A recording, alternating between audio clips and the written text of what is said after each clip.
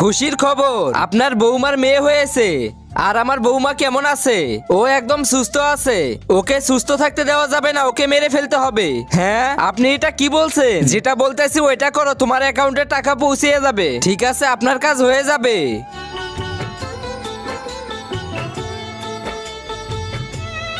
খুশির খবর, আপনার কাজ হয়ে গেছে।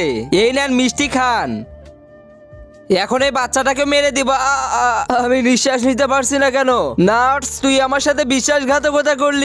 এরপর কি হয়েছিল সেটি দেখার আগে তুমি যদি তোমার মা বাবাকে মন থেকে ভালোবাসো তাহলে ভিডিওতে লাইক করে নিচে থাকা সাদা কালো সাবস্ক্রাইব বাটনে টিপ দিয়ে সাবস্ক্রাইব করে দাও। আর তুমি যদি লাইক সাবস্ক্রাইব না করো তাহলে ভাববো তুমি তোমার মা বাবাকে একটু ভালোবাসো না। আর কমেন্টে মা বাবা লিখে যাও। শোনো, তোমার শাশুড়ি তোমাকে মেরে ফেলতে বলেছে।